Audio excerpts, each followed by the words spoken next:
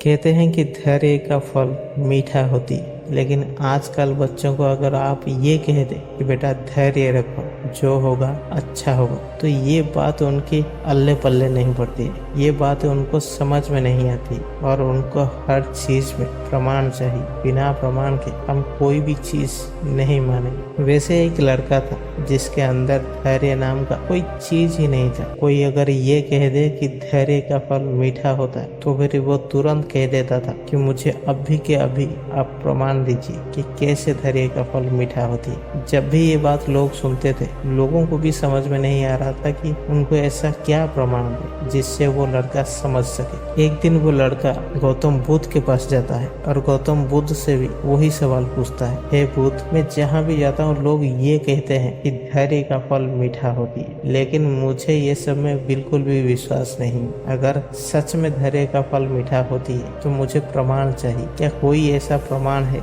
जिसको देखकर मैं ये यकीन कर लूं या मैं मान लूं कि हाँ सच में धैर्य का फल मीठा होती है? क्या आप मुझे कृपया बता सकते हैं क्या ये बात सच में सच है? ये सुनने के बाद गौतम बुद्ध कहते हैं, तुम्हें प्रमाण चाहिए, ठीक है, मैं तुम्हें अभी प्रमाण दे दूंगा, लेकिन क्या तुम एक छोटा सा काम कर सकते हो? वो लड़का कहता है, हाँ बोलिए क्या काम? फिर गौतम बुद्ध कहते हैं, सामने एक आम का पेड़ है, वहाँ पर एक कच्चे आम और एक पके आम दोनों लेके आ। वो लड़का भाग के जाता है और उस पेड़ से 2 आम लेके आता है, एक कच्चा आम और एक पका हुआ आम। फिर गौतम बुद्ध कहते हैं, पहले कच्चा आम को खाओ। लड़का पहले कच्चे आम को खाता है, लेकिन वो इतनी खट्टी होती है वो उसको फेंक देती है। फिर गौतम बुद्ध कहते हैं, क्या हुआ? वो लड़का कहता है कि इतना खट्टा है, इसको खाया नहीं जा सकता। फिर गौतम बुद्ध कहते हैं, ठीक है, अभी पका हुआ आम खा। वो लड़का पका हुआ आम खाता है, वो बहुत ही स्वादिष्ट होती है, बहुत ही मीठी होती है। फिर गौतम बुद्ध कहते हैं, ये आम कैसा लग रहा है? वो लड़का कहता है कि मैंने आज तक इतना मीठा आम कभी नहीं खाया।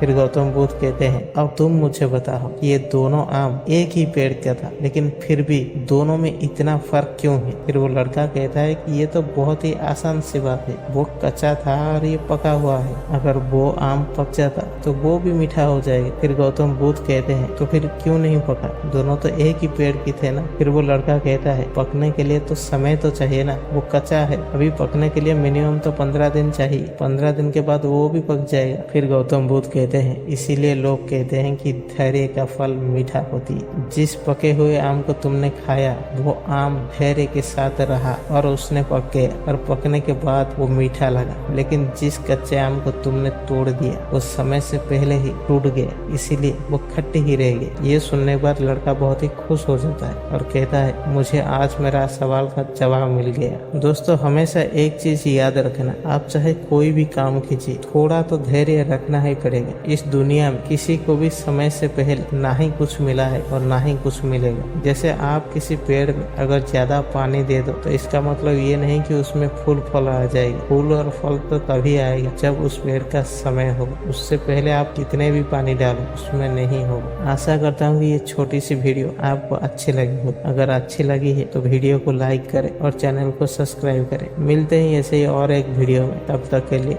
जय हिंद, जय भारत।